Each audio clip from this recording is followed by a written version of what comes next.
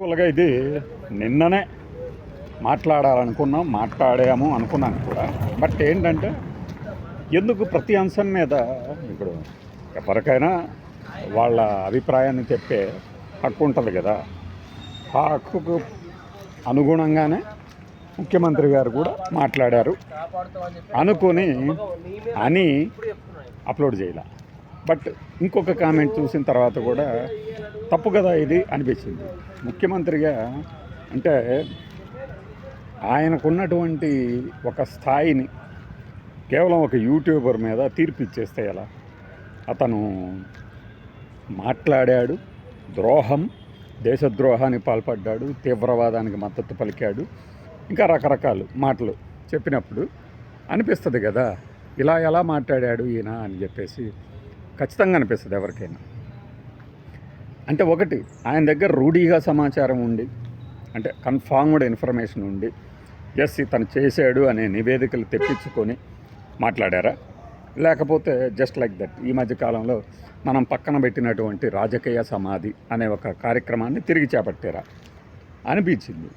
ఎందుకంటే ఆ యూట్యూబర్కి జగన్మోహన్ రెడ్డి సపోర్ట్ ఇచ్చాడు, ఫండింగ్ కూడా ఇస్తున్నాడు అనేది ఆయన ఆరోపణ. ఇప్పుడు మనం ఇంకొకళ్ళ మీద ఆరోపణలు చేస్తున్నప్పుడు మన వైపు వేళ్ళు చూపిస్తాయి కదా అనేది మనం ఎప్పుడూ చెప్పేది, నాకైనా వర్తిస్తుంది. మరి ఒక పార్టీ ఆధ్వర్యంలోనే ట్రోలింగ్ జరుగుతుంది అన్నదే నిజమా కాదా? అది అందరికీ తెలిసినదే కదా.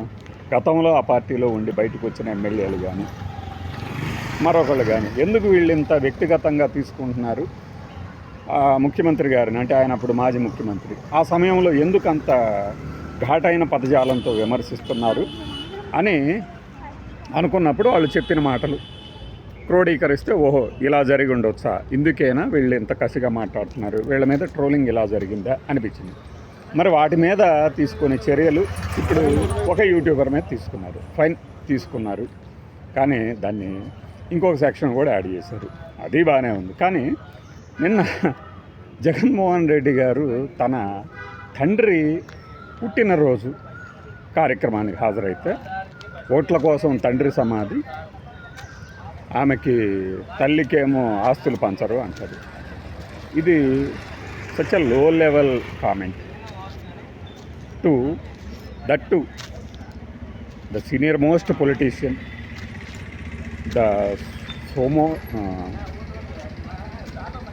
The first ever and the most experienced CM in the contemporary Telugu states అని చెప్పుకుంటున్న వ్యక్తికి ఇది కరెక్టా? ఇది ఎవరైనా అంటారు కదా. తన తండ్రి గారిని ఆయన ఓట్ల కోసం మాత్రమే సమాధుల దగ్గరికి ఎత్తున్నారు అంటే కరెక్టా? మరి తల్లి గారిని నిరాకరించారు అని చెప్పడం కరెక్టా? తల్లి గారిని నిరాకరించలా, పైగా తల్లి గారికి ఆస్తులు పంచడానికి లేదు అక్కడ. ఆ ఆస్తులు ఏంటి, ఆ కేసు ఏంటి అనేది ఎన్సీఎల్టీ దగ్గర ఉంది. ఒక సామాన్యుడైనటువంటి మా దగ్గరే ఆ ఇన్ఫర్మేషన్ ఉంది. బట్ అయినా కూడా ఎందుకు ఆయన అలా మాట్లాడారు? పొలిటికల్ విల్ అంతే, రాజకీయ కారణాలు. రాజకీయంగా స్ట్రైట్ అవే ఒక మాట మాట్లాడితే వెళ్ళిపోతుంది జనంలోకి. అందులో నిజాలేంటి, టెక్నికల్గా అంశాలేంటి, వీటి జోలి పోరు కాబట్టి ఆ మాట మాట్లాడగలిగారు అనుకుంటున్నాను నేను. కానీ అది లాంగ్ టర్మ్లో, అంటే దీర్ఘకాలంలో మనకు నష్టం చేకూర్చేది కాదా? ఇప్పుడు జగన్మోహన్ రెడ్డి గారిది సరస్వతి ఇండస్ట్రీకి సంబంధించిన భూముల, ఆస్తుల పంపకాలు, షేర్ల బదిలీలకు సంబంధించి గతంలో మా సోదరికి నాకు ప్రేమ అభిమానాల మధ్య ఉన్న ఏమంటారు ఆ యొక్క అనుబంధంతో ఆమెకి షేర్లు బదిలీ చేశాను. బట్ ఆమె ఆ ప్రేమ అభిమానం ఇప్పుడు లేవు, నాకు ప్రత్యర్థిగా మారింది కాబట్టి నా ఆస్తులను నాకు బదిలీ చేయండి తిరిగి. ఆవిడ షేర్లు బదిలీని తిరిగి తన తల్లిగారికి కానీ ఇంకొకళ్ళకి కానీ ఇవ్వటానికి వీల్లేదు అని చెప్పేసి కేసు వేశారు. దట్టు ఈడీ అకౌంట్, అంటే ఈడీ ఏవైతే అకౌంట్స్ని ఫ్రీజ్ చేసిందో ఆస్తుల్ని, ఆ ఫ్రీజ్లో ఉన్న వాటిని విక్రయించడానికి కనుక చూస్తే బెయిల్ షరతు నిబంధనల్ని ఉల్లంఘించినట్లు అవుతుంది. చూశారు, వాస్తవం వచ్చిన తర్వాత తోక జాడించే పరిస్థితికి వచ్చారు. నాకు ఆశ్చర్యం వేస్తుంది.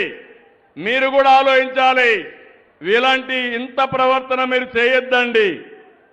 తండ్రి చనిపోయాడు, తండ్రికి పూజలు చేస్తారు. ఎందుకు? ఓట్ల కోసం. తల్లి బతికుంది, తల్లి ఆస్తికి ఆవిడ్ని హింస పెడతాడు. అంటే తల్లికి మాత్రం ఆస్తి ఇవ్వడు, కానీ తండ్రికి మాత్రం చనిపోయాడు కాబట్టి ఓట్లు కావాలి కాబట్టి పూజలు చేసే పరిస్థితికి ఉన్నాడు. అవునా కాదా? అవునా కాదా? అవునంటే చేతులు పైకెత్తండి. మీకు ఇలాంటి కన్నబిడ్డలు కావాలని అడుగుతున్నా. తల్లిని గౌరవించలేని వ్యక్తి నేను ఈరోజు పెట్టాను. తల్లికి వందనం పెట్టింది. పిల్లల్లో శాశ్వతంగా తల్లులంటే గౌరవం ఉండాలని ఎంత పెద్దయినా తల్లి తల్లే, బిడ్డ బిడ్డే. ఉల్లంఘించినట్లు అవుతుంది కాబట్టి, ఒకవేళ అలా ఉల్లంఘిస్తే బెయిల్ క్యాన్సిల్ అవుతుంది కాబట్టి జగన్మోహన్ రెడ్డి గారు దానికి బ్రేక్ వేశారు అనేది మరొక వాదన ఉంది. ఇవి తెలిసిన వాళ్ళు ఎవరైనా ఈయన ఆస్తుల్ని పంచడానికి, ఆస్తుల్ని దక్కించుకోవడానికి ప్లాన్ చేస్తున్నారు, లేదు తల్లిని చెల్లిని రోడ్డు మీదకి గెంటేశారు ఆస్తులు ఇవ్వకుండా అనే వాదన చేయగలరా? ఎవడైనా సరే ఈ విషయాలు తెలిసిన వాళ్ళు తెలియకుండా ఊరికే గుడ్డెద్దు చేలోబడ్డట్టు అచ్చోసిన ఆంబోతుల్లాగా కామెంట్లతో విరుచుకుపడే వాళ్ళని పక్కన పెట్టండి. కొద్దిగా చదువు జ్ఞానం ఉన్నవాళ్ళ సంగతి. దీనికి మళ్ళీ మేధావుల దాకా అవసరం లేదు. నీ ఆస్తి నువ్వు పంచడానికి అంతెందుకు, మనం సుప్రీంకోర్టులో ఈ మధ్య వచ్చిన తీర్పుల గురించి కూడా చాలా చెప్పాం కదా. 1 సంవత్సరం నుంచి విల్లు తన విల్కి వ్యతిరేకంగా, అంటే తన మనోభావాలకి వ్యతిరేకంగా ఉన్నప్పుడు ఏం చేస్తారు? ఆ విల్లుని రద్దు చేసుకునే అవకాశం సుప్రీంకోర్టే ఇచ్చింది. ఎంఆర్ఓ గారు, ఒక ఎంఆర్ఓ కృష్ణా జిల్లాలో తన తాతగారికి సంబంధించి తాతగారు మనవడికి ఇచ్చిన ఆస్తుల్ని కొడుకు చూడకపోతుంటే రద్దు కూడా చేశారు. ఇలాంటివి చాలా కోకొల్లలుగా ఉన్నాయన్నమాట. ఈ క్రమంలో మరి ఈ కేసు గురించి ఆయన చంద్రబాబు నాయుడు గారు ఇలా మాట్లాడటం సమంజసమేనా? ఇది ఒక చిన్న సందేహం.